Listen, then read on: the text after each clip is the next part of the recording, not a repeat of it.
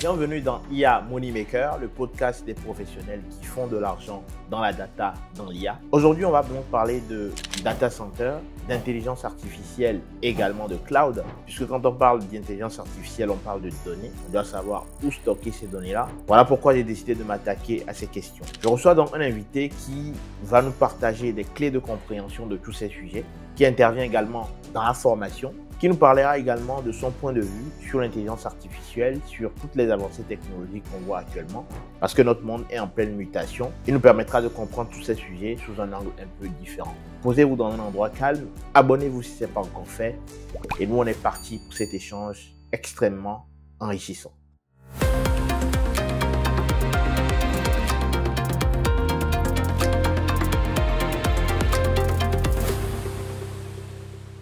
Salut Masaka. Salut Espa. Est-ce que tu peux te présenter pour ceux et celles qui ne te connaissent pas encore? Bonjour, Masaka Lolo, directeur général du groupe MK2 et l'entreprise Amoeba, des entreprises dans le service du numérique, avec comme service de l'audit, du consulting, de la formation sur le continent africain et du consulting et l'audit en France en l'occurrence. Ok, parfait. Est-ce que tu peux déjà nous expliquer ce qui t'a amené vers ce parcours et qu'est-ce qui te plaît dans tout ce qui est infrastructure du stockage? Je vais vous raconter une anecdote, c'est à l'époque, c'était en 97-98, on parlait de l'année 2000 avec une révolution, les voitures qui volent ou autre. Et j'étais assez curieux à cette époque-là. Je voyais une télé que ma mère nous avait achetée et je voulais savoir quel était le mécanisme qui permettait de pouvoir diffuser l'image. Je me suis amusé à démonter la télé. Bon, après, derrière, elle n'a pas fonctionné, mais bon, je l'ai démonté pour voir comment c'est, parce que ça m'intriguait, en fait. Quand j'ai compris que les faisceaux laser, le fait que l'alimentation venait se mettre sur la carte mère, qui venait envoyer un signal sur les trucs cathodiques et ainsi de suite, là, ça m'a tilté, en fait. Je me dis, mais donc, c'est une carte mère qui a fait ça. Et du coup, j'étais sur un BEP électronique à l'époque, et je me suis dit, je vais un peu regarder un peu plus de plus près. Et là, après, derrière, j'ai passé le bac. Après, derrière, j'ai eu un BTS. Et en BTS, je suis passé sur la partie, ça s'appelait MRBT, maintenance des réseaux bureautiques et télécommunications. Donc, pour lequel j'ai fait mon cursus dans une entreprise qui s'appelait à l'époque Osiatis. Donc, durant cette période-là, en fait, pendant ces 2 ans, j'ai pu apprendre vraiment le métier de base, technicien de maintenance tout court. Réparer les imprimantes, démonter les ordinateurs. Là, j'étais dans mon milieu parce que démonter une carte mère, j'avais déjà fait ça auparavant. Donc, c'était vraiment le parfait environnement. Et au fur et à mesure, je suis monté, j'ai pris de l'expérience. Mais l'informatique, c'est large. L'informatique, il y a tellement de choses, il fallait spécifier quelque part. Parce que technicien de maintenance, ça me plaisait, mais je me disais, bon, et si on regardait un peu les métiers d'avenir? Et là, on m'a parlé du stockage. On va dire serveur de stockage. Je dis, oula, c'est quoi serveur de stockage? C'est toutes tes données là où elles sont prises. Et là, tout de suite, ça m'a tilté. Je dis, ah ouais, là, on parle de données, c'est quelque chose de super bien, donc pourquoi pas. Donc, j'ai créé justement après, par rapport à ça, tout mon parcours s'est fait autour du stockage serveur. J'ai eu la chance, durant mon parcours, d'être accompagné par des seniors. Moi qui étais junior, justement, j'ai la chance d'être sur le terrain avec des personnes qui m'accompagnaient, qui m'expliquaient un peu le métier, de voir un peu ça de plus près. Je pense que ça a été très bénéfique parce que aujourd'hui, beaucoup de jeunes dans les formations n'ont pas cette chance-là. Et moi, je pense que ma génération a eu cette possibilité d'avoir des personnes pour nous accompagner et vraiment nous expliquer le métier, pas l'apprendre de manière théorique, mais vraiment qu'on ait cette partie aussi technique et hard où on voit le matériel, on touche un peu les éléments.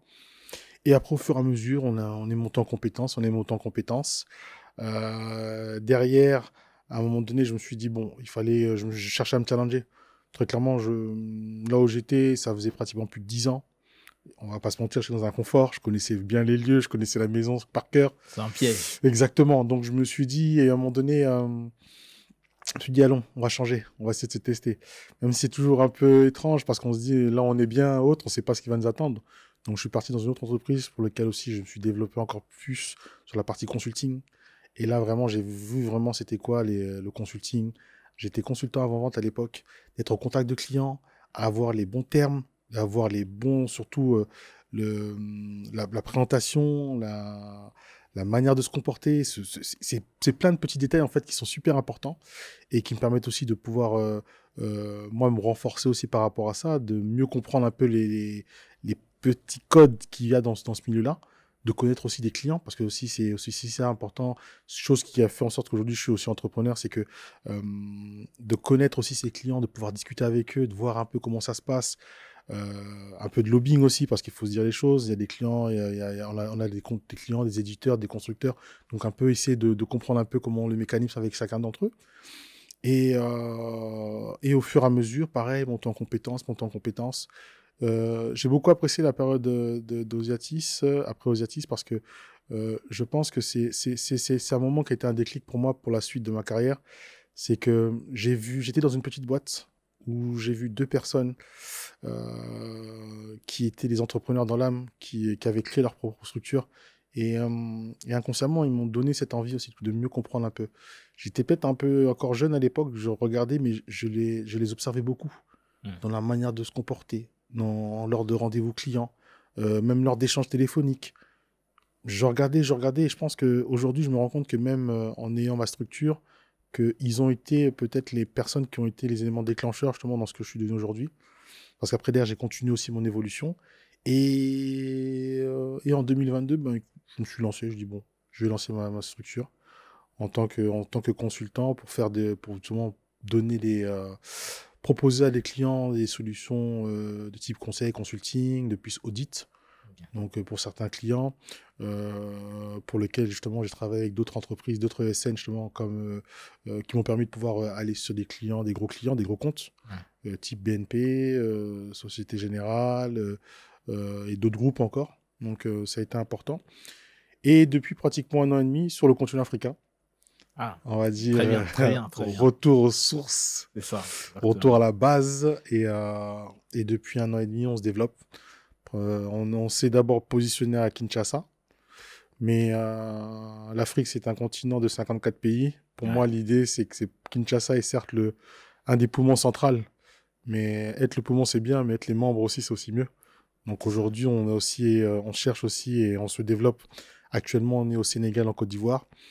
Et sans donner trop d'informations, je pense qu'on va encore se développer dans les prochains mois et les prochaines années. De très bon augure alors. Ah, très sûr, très bien. Ok, parfait. Alors déjà, moi, il y a quelque chose qui m'a toujours intrigué, c'est la mauvaise compréhension de ce qu'est un data center pour la plupart des gens. Et j'aimerais en fait que tu nous donnes un peu un aperçu des histoires que tu as eues par rapport à ça. Et pour toi, c'est quoi réellement un data center ? Un data center, disons-le en français, un centre de données. Okay. Un centre de données, c'est un espace qui est dédié justement pour que vous puissiez y stocker vos données. Donc, on a toujours un peu cette image de data center, le grand bâtiment sur plusieurs hectares avec une gestion de l'électricité, de tout ce qui est lié justement à l'infrastructure, avant même de rentrer sur la partie purement matérielle. Donc, je pense qu'aujourd'hui, parler de data center, tout dépend des contextes. À l'ère de la mondialisation, aujourd'hui aussi du numérique qui s'est développé à une vitesse grand V, aujourd'hui les centres de données sont des éléments incontournables.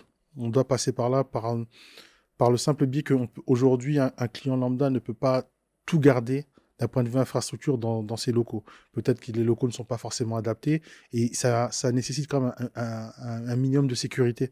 Parce que la data, c'est un peu le nerf de la guerre. Aujourd'hui, c'est quelque chose sur lequel beaucoup de gens, même nous en tant qu'individus personnels, c'est des choses sur lesquelles aujourd'hui perdre des photos, perdre des images personnelles, c'est toujours quelque chose d'assez délicat.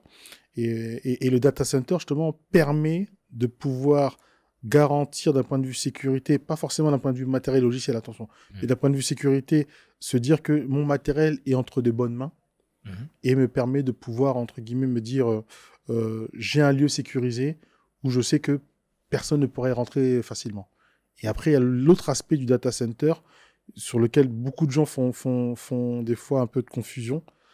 Un centre de données n'est pas forcément sur des grandes bâtisses. Un centre de données peut être aussi dans un élément qu'on appelle un rack, qui peut être dans une petite chambre de 10 mètres carrés, mais qui nécessite quand même des minimums de configuration avec de la redondance d'un point de vue électrique, de la climatisation pour avoir justement aussi, parce que les matériels plutôt, excusez-moi, entre le courant chaud et le courant froid aussi, il faut savoir respecter ça. Et aussi d'avoir tout un environnement, un écosystème qui est aussi sain, parce qu'il faut savoir que même dans un data room, tout ce qui est lié à la poussière, tout ce qui est lié à tous les éléments qui peuvent justement venir s'introduire dans les équipements doivent être vérifiés et doivent être sécurisés à minima. Ok, parfait. Alors aujourd'hui, Mhm. justement, avec les défis qui sont liés à l'intelligence artificielle, le machine learning, le big data, Mhm. comment justement ces infrastructures-là, comment pour une entreprise Mhm. faire le bon choix pour, avec la montée en puissance aussi des données non structurées, Mhm. faire un bon choix dès le départ pour ne pas avoir en fait en termes d'infrastructure à rechanger, à passer par une migration ou des choses comme ça. Tout dépend de la stratégie que vous avez en fait. Une PME aujourd'hui n'aura pas une même stratégie une très grande entreprise. Je prends un cas très simple. Aujourd'hui, toi, Espoir, tu as ton entreprise, tu veux commencer, tu n'as pas forcément les moyens ou autres de pouvoir avoir des gros environnements ou autres. Tu vas peut-être commencer par des environnements tout petits, peut-être sur un NAS, je donne pas la marque, mais sur un tout petit NAS qui est en local. Et après, au fur et à mesure, tu vas vouloir, entre guillemets, grandir parce que ton activité t'obligera à grandir par rapport à cela. Et du coup, tu vas devoir prendre des dispositions te permettant justement d'aller dans cette évolution, dans cette croissance. Là, derrière, l'acquisition de matériel, l'acquisition d'équipement. Ce qui peut se passer dans ce cas-là, c'est que la stratégie qui peut être développée, c'est que soit on se dit qu'on garde les choses, comme on dit souvent, on-prem, c'est sur place, ou bien soit on délocalise. Quand je dis délocalise, c'est qu'on externalise. Donc après, derrière, il y a d'autres mécanismes qui permettent, sur lesquels on va revenir sur les sujets par la suite, mais c'est de se dire, selon la stratégie et selon votre plan de croissance que vous aurez établi sur 3 à 5 ans, par exemple, il faut vous dire que le développement ou bien la capacité que l'entreprise sera en mesure de pouvoir mettre en place les structures lui permettant d'évoluer devrait être prise en compte dès le départ, en fait. Parce que c'est des choses sur lesquelles, pour faire un aparté avec ça, on l'a vu pas mal d'entreprises pendant le Covid, se sont rendu compte que l'infrastructure n'était pas adaptée à du télétravail. Qui a fait qu'il y a eu un gros goulot d'étranglement. Aujourd'hui, il y avait des collaborateurs qui ne pouvaient pas travailler à distance. Parce que l'entreprise n'avait pas anticipé ça, en fait. De se dire qu'on est un boom, un regain de personnes se connectant de l'extérieur et on n'a pas les infras derrière qui suit. Donc, comment on fait pour pallier à ça? Donc, je pense que c'est des stratégies qui doivent être faites en amont, être aussi proactifs. Le Covid est un cas parmi tant d'autres, hein, et je pense que beaucoup d'entreprises se sont rendues compte qu'il fallait peut-être voir les stratégies différemment. Mais je dis toujours une chose, et ce que je conseille à mes clients, c'est n'attendez pas que ça vous tombe dessus. Dès que vous avez la possibilité, anticipez. Anticipez, parce qu'il est toujours plus difficile d'agir. Soyez plutôt dans l'action que dans la réaction. Parce que beaucoup d'entreprises, malheureusement, ont été dans la réaction, et à réagir très vite. Et généralement, quand on réagissant très vite, on ne fait pas les bons choix. Et d'une, on va faire des achats qui ne sont pas forcément pérennes, parce qu'on va devoir encore ressortir encore des sous. Donc, c'est tout ce processus-là qu'il faut vraiment anticiper et il ne faut pas hésiter à... nous, ce que l'on conseille beaucoup à nos clients, c'est ayez une vision sur 3-4 ans.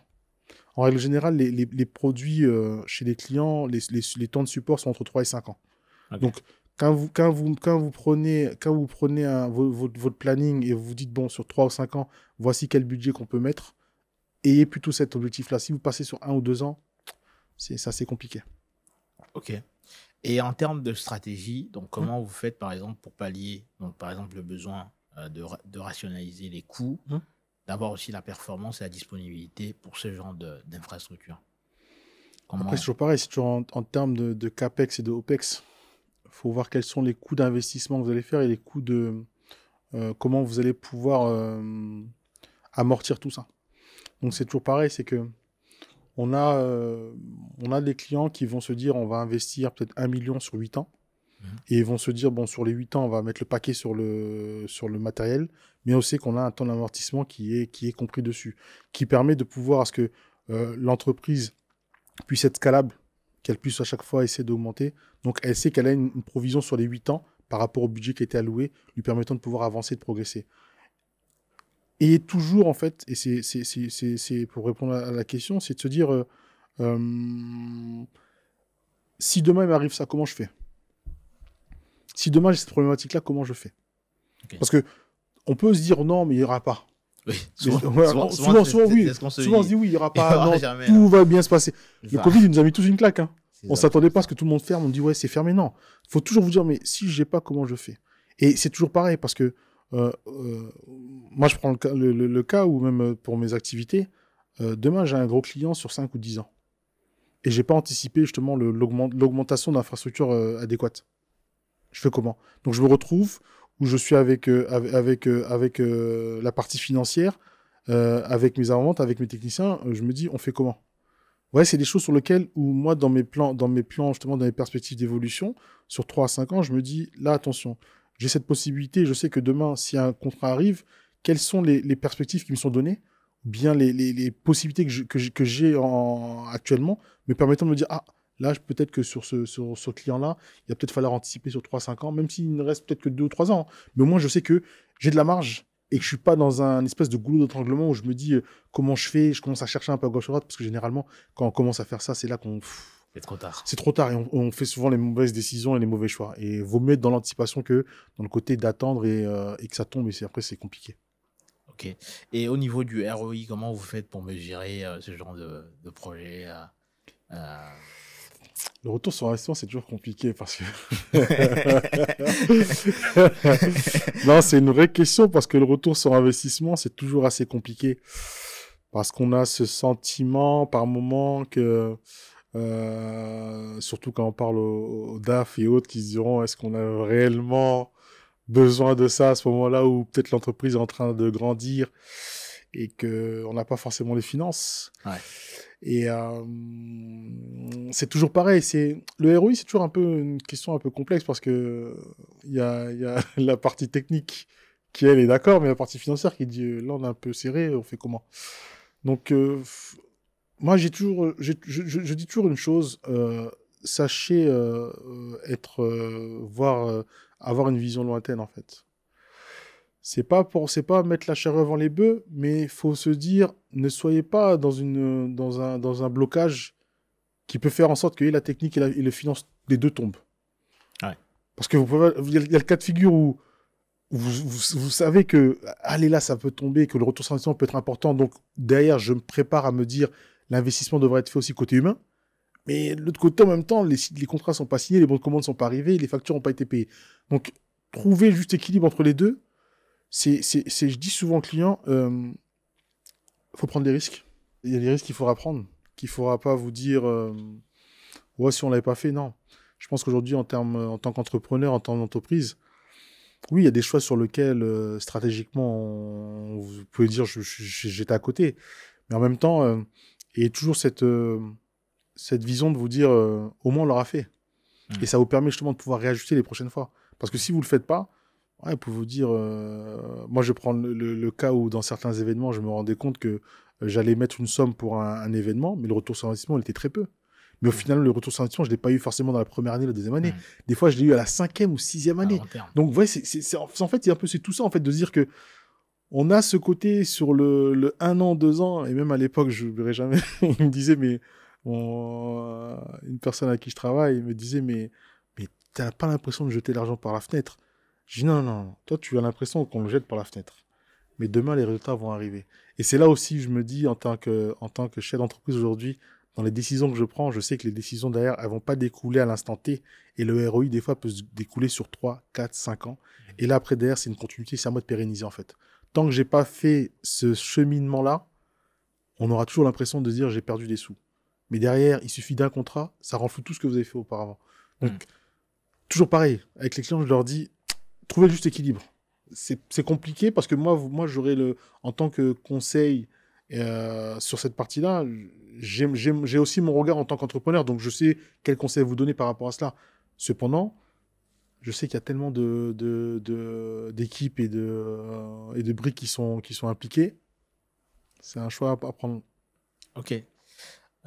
Juste, une dernière question, mais Ouais. technique. Ouais. Quels sont les différents types d'architecture de stockage? Oui. Et est-ce que tu peux nous expliquer un peu un exemple, prendre des exemples de ces stockages? Une architecture. Après, si on va rester purement sur la partie stockage, on va rester sur quelque chose de simple pour schématiser l'architecture. Un NAS et un SAN. Un NAS, pour simplifier, un client, un réseau local et un stockage de serveur. Ok. Donc ça, c'est vraiment l'architecture simple d'un NAS. Après, sur la partie SAN, vous allez passer par un équipement réseau Mhm. qui, lui, sera connecté par différents mécanismes, que ce soit par de la fibre ou autre, à un serveur, mais pour lequel toutes les données vont être visibles à partir du NAS, ce qu'on appelle, d'un point de vue technique, par des LUN, de la data logique, d'accord, qui sera visible, elle, sur vos serveurs. Donc Ok. c'est plus pour essayer de bien schématiser. Voilà, l'architecture simple d'un NAS, ça va être client, switch. Quand je dis switch, c'est réseau local plutôt, et serveur de stockage. Alors que sur le SAN, c'est le serveur de stockage, les switches, la fabrique, sur lequel il y aurait les disques durs qui seront visibles auprès du client final. Ok. Voilà, c'est plus une. Ce n'est pas un réseau local, c'est un réseau avec des fabriques généralement. Fabrique, c'est 2 paires de switches à chaque fois et avec une visibilité chez le client sur lequel l'espace disque ou bien l'espace disque sera vu comme un espace de stockage dédié en fait. Pardon, je me perds dans mes mots, mais c'est cette partie-là. Ok. Et dans quel contexte, justement, tu peux demander à un client de partir sur soit du NAS ou du SAN? Déjà, je regarde toujours l'existant. Ok. Je me lance jamais sans avoir fait un audit d'abord en préalable. Ok. C'est pour l'audit, ouais. Ok. Après, j'essaie toujours de regarder quelque chose. Faut faire au plus simple. Si je vois qu'il y a une architecture réseau qui est complexe, je vais pas me lancer à aller faire des trucs complexes. Si je vois que, on va dire, son cœur de réseau est composé de tel équipement, tel équipement, tel équipement, je vais essayer de simplifier au mieux. Parce que je veux pas rentrer dans des choses qui vont faire en sorte que demain, c'est peut-être pas moi le prestataire qui est choisi. Mhm. Le prestataire qui va arriver derrière, ça va être Bordel. ça va être un sacré bordel et il va plus se retrouver. Donc, moi, l'idée, c'est de toujours proposer au client la solution la plus simple qui va répondre à un besoin immédiat, mais surtout qui soit pérenne. Et pas de se dire, je vais positionner une infrastructure qui va juste être un sac de nœuds, où je vais empiler les choses, je vais empiler les briques ou autre. Donc, pour prendre un exemple, si j'ai un gros client qui souhaite avoir des machines sur plusieurs sites, ainsi de suite, sur plusieurs sites, et qui souhaite justement avoir cette résilience, cette redondance sur pas mal de choses, je partirai peut-être plus sur du SAN, où je serai peut-être un peu plus sécure par rapport à ça. Et si je veux partir sur une architecture un peu plus simple, qui soit aussi facile d'utilisation pour les administrateurs, je peux aussi partir aussi sur quelque chose, sur un NAS très simple, que je peux mettre après sur différents mécanismes. Mais je sais que derrière autant sur l'architecture NAS que SAN, l'idée c'est que, in fine, c'est que les administrateurs puissent, parce que moi je serai que le prestataire. L'idée c'est que les administrateurs puissent être en capacité de pouvoir gérer leur infrastructure au quotidien de manière la plus simple et la plus fluide en fait. Ok. Euh, J'avais une question. Aujourd'hui, donc, avec l'IA générative, Hum, donc ChatGPT et consorts, hum, on voit qu'il y a beaucoup. Alors, pour beaucoup de gens, hum, c'est une révolution. Mais pour les gens qui sont dans le domaine, c'est une révolution au sens plutôt des infrastructures, donc de l'accélération, donc tout hum, ce qui va être calcul, hum, beaucoup plus que l'architecture, puisque les architectures existaient déjà avant, hum, notamment Google a fait un gros travail là-dessus. hum. Et moi, la question, c'est justement, qu'est-ce que toi, tu vois sur le marché actuellement, tu trouves un peu incohérent dans les pratiques et dans les usages, dans la compréhension aussi du contexte dans lequel on est. C'est marrant parce que, tu sais, la dernière fois, j'en discutais avec quelqu'un sur LinkedIn qui me disait que l'IA, parce que c'était un article d'Elon Musk qui disait qu'il se retrouvait dans la difficulté où il n'avait plus d'humain pour pouvoir configurer ses robots. C'est là où je me dis quand même, c'est le serpent qui se fend la queue quand même. Ouais, Et donc, ouais. les gens qui vous disent que non, c'est l'IA, c'est ça, c'est là. Moi, je vais peut-être paraître un peu vieux jeu, peut-être que parce que c'est peut-être l'âge, hein, mais euh, pour moi, l'IA va permettre sur des avancées dans le médical ou d'autres qui vont permettre vraiment des choses très importantes, et ça, c'est très bien. Après, je pense que sur la partie purement numérique, j'ai pas envie que ça devienne un peu le côté feignant, en fait. Moi, très clairement, je le vois, parce qu'on parle d'IA, ça va remplacer les secrétaires, ça va remplacer ceci, cela. Mais encore une fois, on en avait parlé en plus, il faut pas oublier que l'IA, ce ne sont que des données qui sont transmises par l'humain. Je demanderais aux spectateurs qui regardent et qui fassent le test très simple, allez sur Google, tapez votre nom et votre prénom, et allez sur ChatGPT, tapez votre nom et prénom. Tant que sur ChatGPT, sur le serveur ChatGPT, vous n'avez pas vu votre nom et prénom, il ne vous reconnaîtra pas. Alors que sur Google, l'IA est déjà là, il saura vous repérer à travers vos comptes LinkedIn, Facebook ou autres, il saura vous repérer. Mais pour l'autre, ChatGPT, il ne saura pas. Beaucoup me disent non, t'es trop dur, Masaka, tu veux pas voir l'évolution ou autre. J'ai tellement été baigné dans le fait que, même à l'époque, on parlait des B mainframe, qui sont des anciennes B, pour lesquelles encore des grosses entreprises françaises encore utilisent, qui à l'époque, on nous disait aujourd'hui, avec l'arrivée du stockage, avec les disques SSD, avec tout ça, on nous disait non, c'est fini, le mainframe va plus exister. 30 ans après, ils sont encore là. Donc, l'IA, quand on me dit l'IA, ça va tout changer, le monde de demain, ainsi de suite. La dernière fois, on en a parlé. L'IA, si les gens se rappellent, sur iPhone, Siri existe depuis combien de temps? Ouais. D'autres vont vous dire non, mais Siri, c'est une assistance vocale. Mais elle se base sur quoi? Et je vais prendre le cas encore le plus simple. Alexa de Amazon. Ouais. C'est celui qui permettait de pouvoir fermer les fenêtres, allumer les lumières, tout ça. C'était quoi en fait? C'était une IA. Et beaucoup de gens confondent ça en fait. Ils pensent que l'IA, c'est ce qui va, entre guillemets, changer le monde, améliorer certaines choses. Non. Et encore une fois, l'IA ne se repose que sur des super calculateurs, des super serveurs qui devront être super costauds et super solides, qui vont encore générer des infrastructures encore beaucoup plus solides. On parlait tout à l'heure des data centers, ce sera plus des data centers classiques. Il faudra avoir plus de capacité d'un point de vue aussi électrique, parce que c'est plus les mêmes composantes. Bien sûr. Donc tous ces éléments-là, en fait, il faudra prendre ça en considération. Et les gens ont l'impression de dire que l'IA va, entre guillemets, c'est quelque chose qui va changer. Non, c'est déjà en temps normal, ça en fait déjà partie. Vous en rendez même pas compte, en fait. L'IA est dans votre quotidien, mais sans vous en rendre compte. Ne serait-ce que par rapport à vos téléphones, ne serait-ce que par rapport même à c'est quoi la dernière fois j'ai vu encore, voilà, c'était quand vous faisiez un système de commande qui permet de se rappeler quel type de commande vous avez fait dernièrement. Il sait se rappeler tous vos trucs. C'est même un truc tout bête. D'autres vont dire mais non, c'est pas ça. Mais regardez des fois quand vous allez sur Internet, vous cliquez sur un billet d'avion. Ouais. D'ailleurs, qu'est-ce qui revient à côté derrière? Oh, le même billet d'avion, mais sur plusieurs choses. En fait, c'est des éléments qui ont été déjà rajoutés. Donc, il faut pas se dire, et je vais peut-être paraître encore vieux jeu, mais arrêtons de penser que tout ce qui est révolutionnaire doit être absolument adulé ou autre.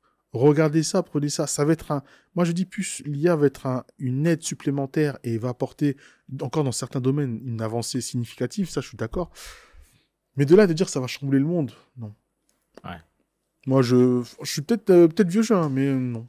Non, mais je pense que, en fait, ton exemple, il est parfait sur ChatGPT et Google. En fait, ChatGPT, c'est statique. Et contrairement à ce que beaucoup de gens pensent. Et aussi, tous ces modèles-là, les modèles large language model, en réalité, d'un point de vue conceptuel, c'est des choses très simples. C'est-à-dire qu'il va juste donner des choses qui sont les plus probables. Une question de probabilité à chaque fois. Donc, ça se base effectivement, comme tu l'as dit, sur des données sur lesquelles c'est entraîné. Donc, plus il va avoir du contexte avec des réponses, plus il va donner des choses qui sont en rapport avec la réalité. C'est ça. Et d'ailleurs, les gens peuvent faire l'exemple chez eux. Vous voyez bien que ce qui est important d'ailleurs dans ces outils-là, c'est les instructions qu'on leur donne. Et beaucoup de gens pensent que en fait c'est magique, mais plus tes instructions vont être précises et adaptées, plus tu vas obtenir des réponses pertinentes. Et donc, effectivement, il y a une grosse hype, mais en tout cas pour ceux qui sont dans le domaine, on sait que des architectures existaient déjà. Il y a une accélération, comme tu l'as dit, et je pense que ça va aller encore de plus en plus parce qu'on a besoin actuellement d'avoir, pour faire ce qu'on appelle du fine-tuning, c'est-à-dire adapter le modèle à des contextes spécifiques, on a besoin en fait de rentrer dans les milliards de paramètres de réseau de neurones qu'il y a, et pour ça, il y a besoin de calcul. Donc, ça va nécessiter, en fait, beaucoup d'infrastructures qui sont adaptées. Et c'est des questions qui ne sont pas beaucoup abordées. On reste sur le côté use case. Et en fait, on fait un peu abstraction de tous ces éléments-là. Et je trouve que c'est important de le souligner. Parce que, à mon avis, souvent, même dans le domaine, les gens qui sont dans le domaine de l'IA, on se focalise beaucoup sur les modèles et pas assez en fait sur tout ce qui va être infrastructure. On ne discute pas beaucoup avec des profils comme le tien pour savoir en fait quelle est la bonne architecture de stockage, qu'est-ce qui, dans le cloud je parle, qu'est-ce qui va être le plus adapté. Déjà penser au mode de déploiement, le temps de latence, des histoires de réseau. Et en fait, on se concentre beaucoup trop sur le use case en lui-même. On oublie en fait finalement tout ce côté infra. Je trouve que c'est très important. Parce qu'on nous l'a vendu, c'est une hype et on nous l'a vendu comme le truc qui va venir révolutionner le monde en fait. C'est comme là aujourd'hui quand on nous parlait du véhicule électrique qui va révolutionner tout ça, mais je pense que peut-être avec le temps et la maturité, dès lors qu'il y a, surtout dans l'IT, quand il y a quelque chose qui sort, prenez toujours le temps d'analyser, de voir un peu ses débuts et d'avoir les vrais résultats en fait. Parce qu'aujourd'hui, on le voit aujourd'hui avec Tesla qui développe ces choses et ainsi de suite. Oui, dans l'idée, c'est bien, avec les cybertrucks, les voitures qui roulent toutes seules ou autres. Moi, l'idée, ça ne me dérange pas. Maintenant, c'est toujours pareil. C'est avoir une idée ingénieuse comme ça, c'est bien. Maintenant, comment la pérenniser, comment la faire durer, là, c'est autre chose. Et là, très clairement, on va rentrer dans des systèmes où... et moi, je le vois bien, ne serait-ce que par rapport à certains clients, c'est qu'aujourd'hui, certains sont un peu sur la hype de se dire « Ouais, non, oh non, on va se passer dans l'IA, on va faire ça, on va faire ça. » Mais on se rend compte qu'au final, eux-mêmes, ils se rendent compte que non, l'IA, en fait, c'est pas ce qu'on pensait. L'IA, c'est pas du tout ça. Et ce qui est pire, c'est que certains se sont lancés tellement vite, ils veulent faire maintenant machine arrière, mais sauf que vous l'avez déjà implanté dans vos systèmes maintenant. Ouais. Vous faites comment pour tout enlever maintenant? Ça veut dire que vous prenez le risque, potentiellement, de retirer dans vos systèmes. Ça veut dire que tout ce que vous aurez attaché à votre IA devrait être déconnecté. Ah là, croyez-moi, c'est plus la même chose. Hein. Même en termes de coûts, parce qu'il faut choisir des modèles de langage. Toutes ces entreprises-là, OpenAI, tout ça, c'est des vendeurs. En fait, ça reste des vendeurs. Donc, bien sûr. Du coup, par exemple, tu prends ce genre d'outils en SaaS, parce que en fait, il te fait la consommation par mot. Là, c'est plus en termes de serveur. En fait, du coup, tu payes en fait une quantité. Et ça va vite, hein. Et ça va très très vite. Hein. C'est un peu comme on en parlera tout à l'heure, mais le sujet du cloud. Voilà, tu rentres, hein, mais faut sortir, faut payer. Et les gens comprennent pas ça en fait, de se dire que oh non, ça va être quelque chose. Mais pourquoi aujourd'hui ChatGPT c'est gratuit, mais allez sur d'autres IA, vous allez voir si c'est gratuit. Et donc en fait les gens ont l'impression que c'est une assistance qui va nous révolutionner le monde. Non, elle va vous aider, mais il faut pas que ça soit une aide qui devienne limite je ne fais plus rien, elle fait tout. L'enferme. Ah non, elle fait tout. Je dis souvent, les Américains nous ont toujours préparés à l'après à travers les films.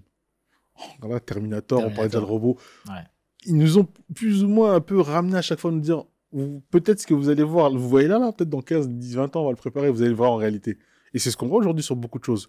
Et quand aujourd'hui je vois que sur le sujet de l'IA, tout le monde en fait un sujet de discussion, c'est le truc qui va venir révolutionner tout ça. Encore une fois, tant que le développeur n'a pas mis les instructions à la machine pour aller chercher, pour aller pointer sur telle ou telle information, l'IA ne fera rien. En fait, c'est ça que les gens ne comprennent pas, c'est que moi, les développeurs, quand je leur dis, va chercher dans ton code, tu fais en sorte qu'il aille pointer sur Google ou sur autre pour récupérer les informations. Et encore une fois, c'est pareil. La question qu'on se pose, et qu'est-ce qui nous dit que la véracité des informations est bonne? Et ça, c'est un vrai sujet parce que, en fait, je viens de le dire, l'IA, en fait, tous ces modèles de langage, ça ne donne que quelque chose qui est le plus probable. Donc, du coup, si tu donnes beaucoup d'informations, par exemple, si dans mon modèle que j'ai entraîné, il a vu à chaque fois que la capitale de la France, c'est Paris. Donc, quand je vais lui poser la question, la capitale de la France, c'est quoi? En fait, il va aller chercher et va voir à chaque fois, en fait, c'est la capitale de la France est, la suite, c'est toujours Paris. Et donc, 99, je sais pas, 99%, ça va être Paris. Et donc, il va sortir le mot Paris. C'est ça. Et ce que tu viens de dire comme exemple, je pense que c'est très important. Notamment le fait qu'on va pouvoir connecter des outils, intégrer des applications entre elles. Ce qui va donner en fait plus de pertinence en fait au modèle, c'est crucial. Et ça, c'est l'une des applications dont les gens n'en parlent pas beaucoup, mais qui est vraiment très important dans les entreprises. Notamment, il y a des use cases où on a besoin, par exemple, d'ouvrir des tickets Jira. Donc, peut-être qu'avoir un modèle qui ouvre directement ce modèle-là, ce ticket Jira est rempli automatiquement, ça va être des trucs, par exemple, qui peuvent être beaucoup plus importantes que la hype générale qui est d'avoir des assistants qui vous donnent des réponses faciles, mais qui peuvent être trompeurs. Parce que les LLM, en fait, l'idée, c'est de générer du contenu qui semble être pareil que des humains, mais derrière, en fait, il faut, on dit souvent human in the loop, il faut contrôler. Bien sûr. Et c'est cet aspect qui manque beaucoup. Bien sûr. Je viens de prendre un truc par rapport au ticket Jira ou bien ServiceNow, qui est souvent utilisé dans les grandes entreprises. Pour arriver à ce modèle-là, il faudra combien de tickets d'incidents qui soient similaires pour que l'IA puisse comprendre que tel type d'incident, c'est comme ça. Logique. Ça va prendre énormément de temps. Bien sûr. Et les gens ne comprennent pas. C'est que pour qu'il y ait vraiment un sens et vraiment une véracité sur les résultats que vous allez avoir à 99,999, il faut vous assurer que les informations qui vont être transmises de manière récurrente sur la machine et qui sont les mêmes résultats en fait, et que la machine puisse comprendre qu'au final, en ayant ça, ticket avec tel pourcentage d'utilisation, nombre d'utilisation du CPU, parce que si tu n'as pas toutes ces informations-là, il ne sera pas. Ah ouais, ton modèle ne sera pas... Il ne sera pas retranscrit. Et pour que les personnes comprennent bien, c'est que c'est des choses sur lesquelles, tant que l'humain n'est pas derrière à faire les choses, on peut dire ce que l'on veut, ça ne se fera pas. Ouais. Ça ne se fera pas. Et je veux même aller plus loin, Espoir. Tu vois, moi, je vois souvent, et c'est quelque chose qui me tient à cœur, c'est que par rapport à notre propre histoire sur le continent, si maintenant on doit se baser sur l'IA, ce qu'elle nous renvoie comme information, ça veut dire que potentiellement les informations qui vont être ingérées sont des informations qu'on voit déjà aujourd'hui, sur lesquelles on va penser que c'est une information qui a été rajoutée, l'IA a su, entre guillemets, faire le super calcul pour vraiment me donner l'exactitude du... je prends l'exemple, le Royaume Congo a commencé en quelle année? Tout en sachant que ça, ce ne sera que l'information qui a été au préalable définie déjà sur Google et sur les autres, sur lequel les informations, on les a jamais. Ça aurait été quelque chose sur lequel l'IA, et encore, c'est encore beaucoup plus long, beaucoup plus complexe, devrait se baser sur des textes ou des autres, tu vois, qui vont, ou bien des livres, ou bien des... parce que ça c'est un sujet qui est intéressant, où il a réussi à scanner des documents de l'époque, et a réussi, entre guillemets, à analyser que avec les documents que j'ai tel ou tel, voilà, on arrive à plus ou moins dissocier que l'Empire ou le Royaume tel s'est construit en telle année, avec tel règne. Ah là, je suis d'accord. Mais tant qu'aujourd'hui, je sais que c'est l'humain qui vient injecter ça, je suis pas convaincu. Il y a un gros biais.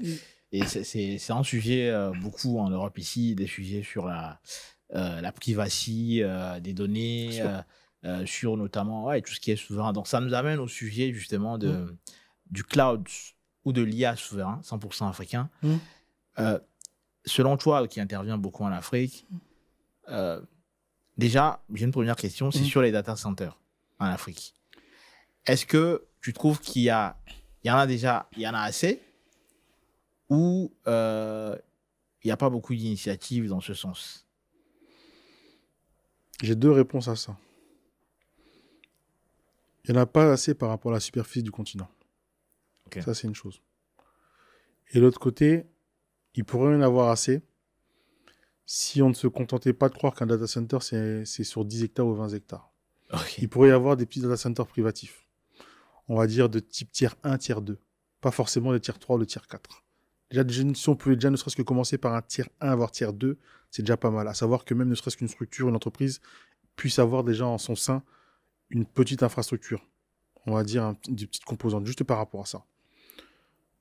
Après, c'est pareil. Un centre de données aujourd'hui, et moi, c'est un peu mon cheval de bataille, c'est de se dire quelles sont les données que vous voulez vraiment garder. Des données, on parlait de données non structurées tout à l'heure, mais in fine, quelle est votre stratégie par rapport à ça? Parce que, pour résumer un peu par rapport à l'IA et le cloud, moi je dis souvent à mes clients, c'est que le cloud est une alternative qui a été mise en place et qui est une très bonne alternative. Parce qu'une petite PME qui n'a pas forcément, on va dire, la trésorerie nécessaire, aller sur le cloud est une opportunité qui est intéressante. Ça, c'est une des choses sur lesquelles je préconise à certains clients. Maintenant, il faut se poser la bonne question. En mettant ces informations sur le cloud, quel type d'informations je mets sur le cloud? Est-ce que c'est des informations sensibles, des informations de souveraineté? Ça aussi, c'est des points importants. Et derrière, de faire le juste choix.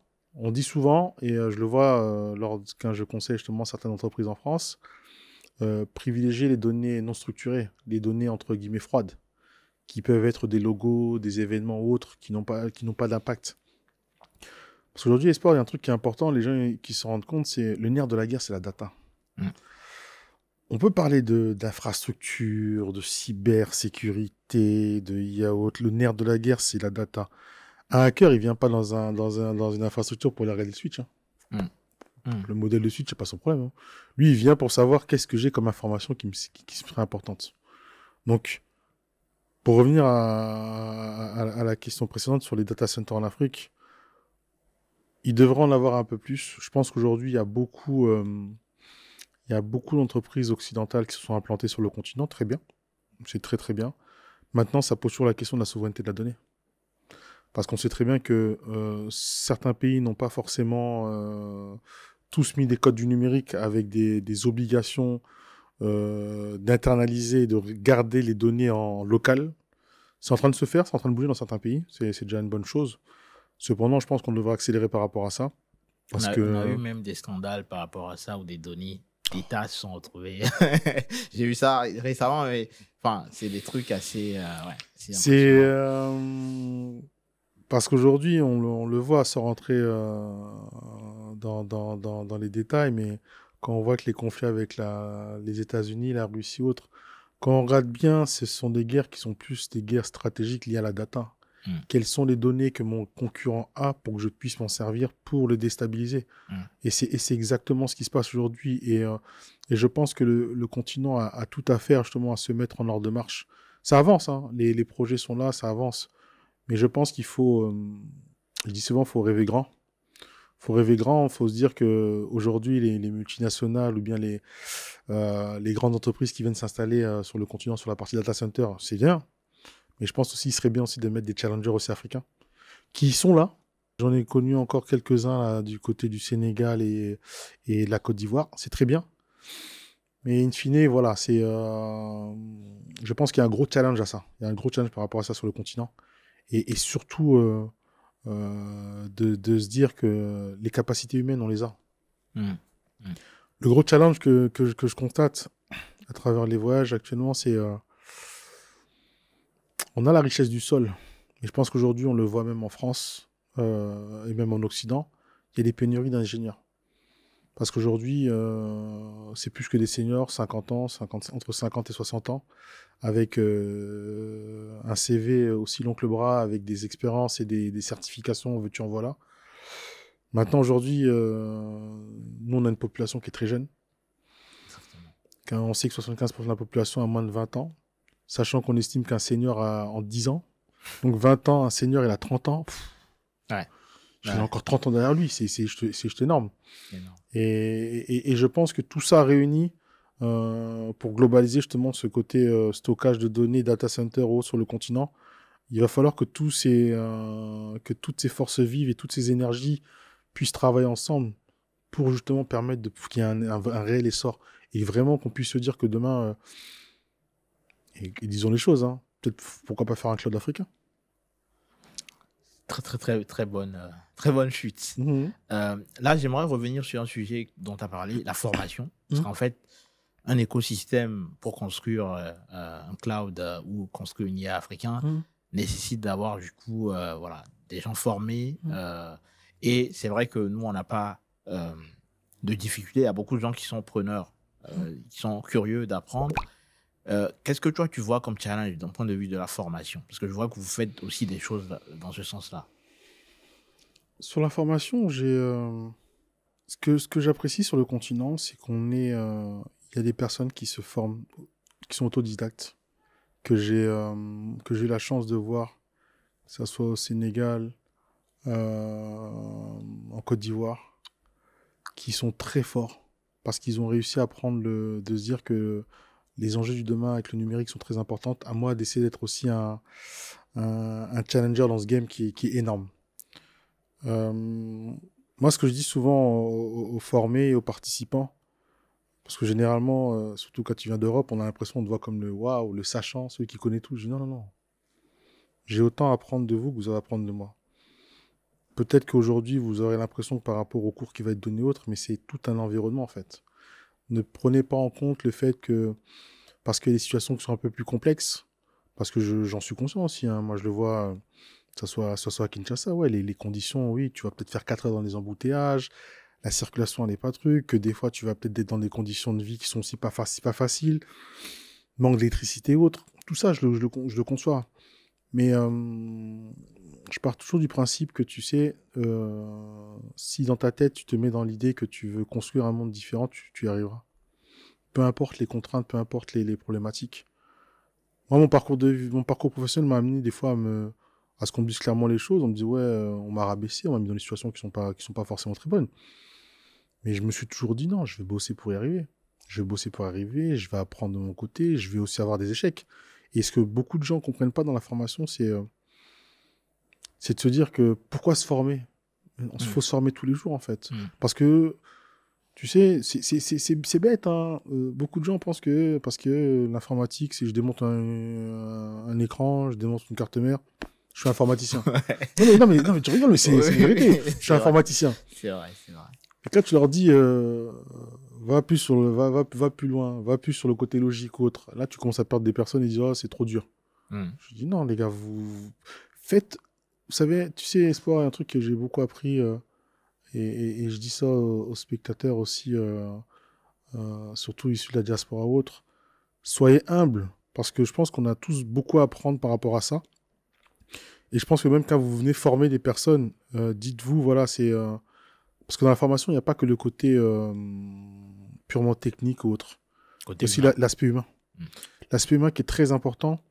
Et je pense que des fois, et c'est un peu... moi, j'ai eu le cas où des participants m'ont dit, hein, des fois, certains viennent avec... ils sont hautains, condescendants, vis-à-vis de nous. Et alors qu'au final... moi, j'ai vu des gars qui ont conçu des choses, hein, dans les universités, ça fait peur. Hein. Ouais, il y a des têtes, mais je me dis, waouh, limite, je me suis senti même petit. Je me dis, oula, ils m'ont regardé, ils me disent, mais pourquoi vous êtes gêné? Je dis, mais ce que vous avez fait, vous savez combien sont capables de le faire? Les têtes, limite, ils sentaient gênés que je me sente gêné. Je dis, non.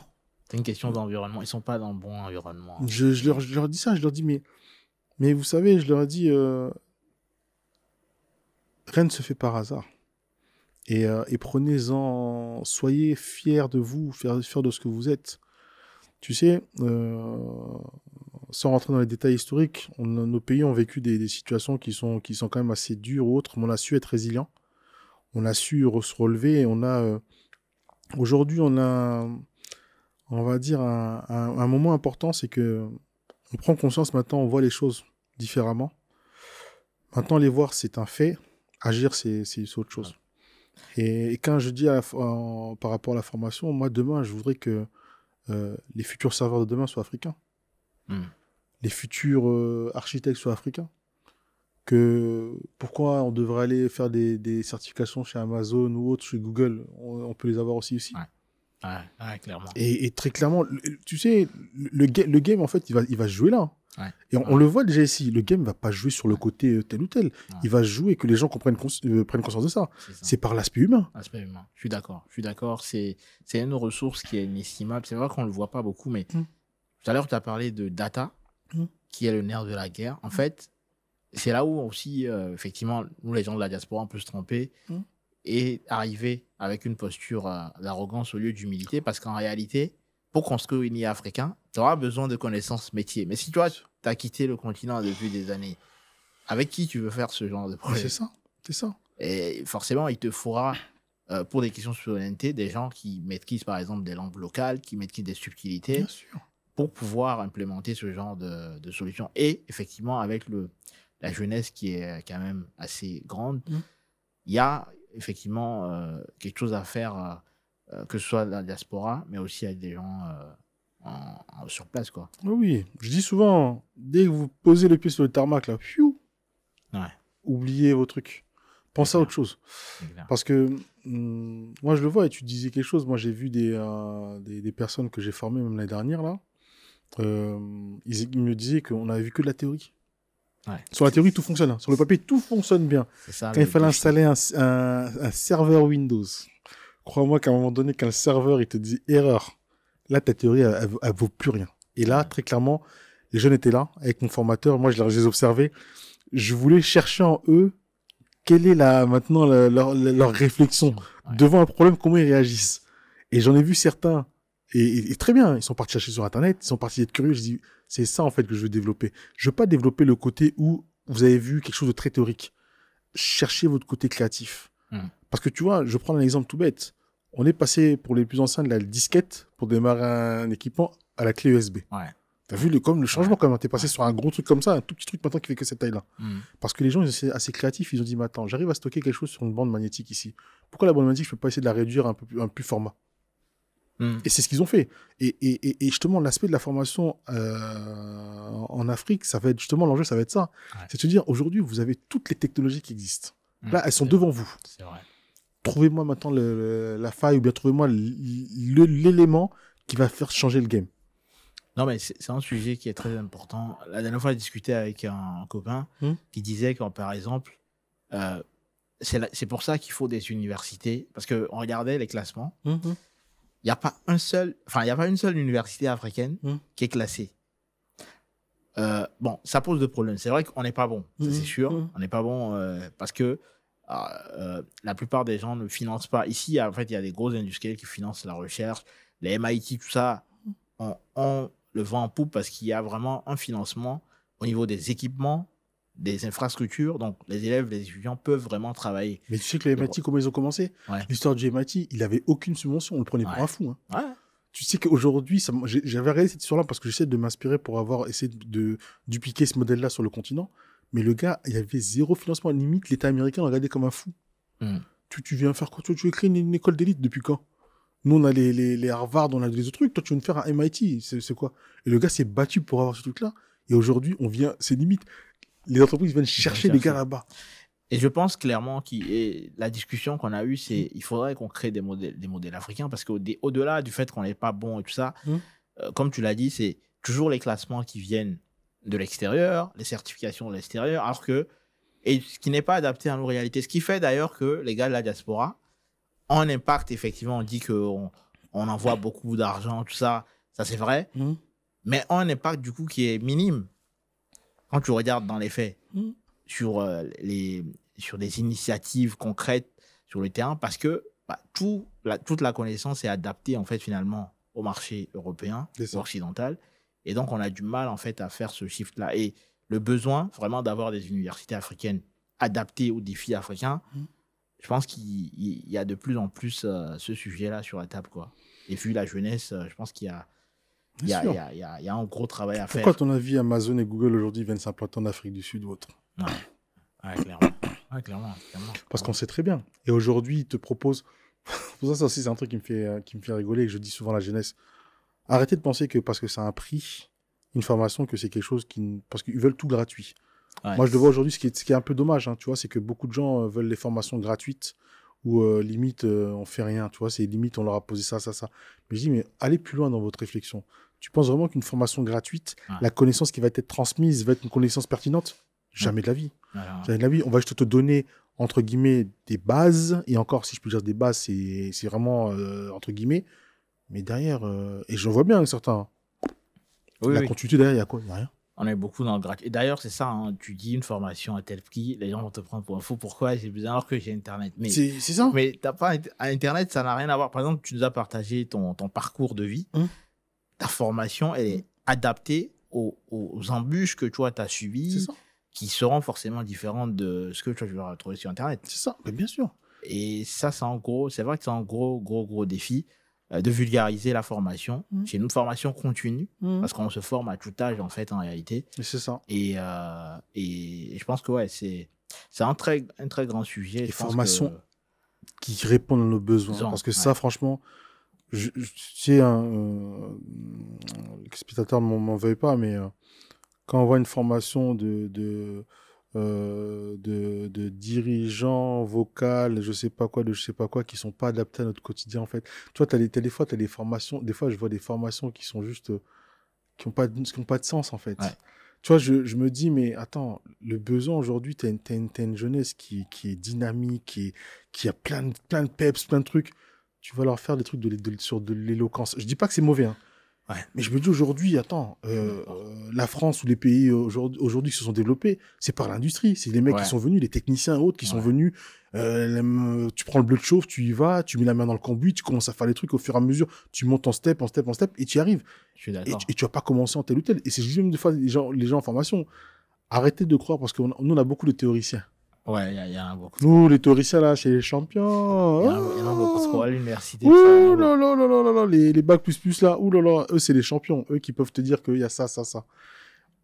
Je leur dis toujours, quand vous entendez une réalité, allez comparer 10 fois. Si les 10 fois, c'est la même chose, ok. Si c'est pas les 10 fois la même chose, laissez tomber. Parce que si vous basez que c'est parce que l'expert plus vous a dit, mais quand l'expert plus vous regardez ses réalités par rapport à un truc, moi, j'ai toujours une chose, hein. Moi, j'ai pas honte de dire j'étais technicien de maintenance. Que j'ai réparé une imprimante. Moi, j'ai pas honte. D'autres auront ce passé douloureux en disant j'ai pas ça. Non, moi, ça fait partie de mon process. Si aujourd'hui j'arrive à te parler ou j'arrive à être là aujourd'hui parce que je suis passé par un process qui m'a permis d'être ce que je suis aujourd'hui, sans passer par là.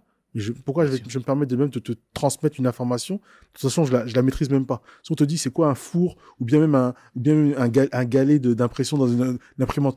Le gars, il va dire, mais c'est quoi ça? Comment t'as appris ça? Je dis, mais parce que je suis passé par là, parce que je le sais. À un moment donné, tu me dis, le four, il est où? Tiens, et les autres, l'appréhension du four, tu vois, dans le sens où je pense que c'est le four à manger autre. Non.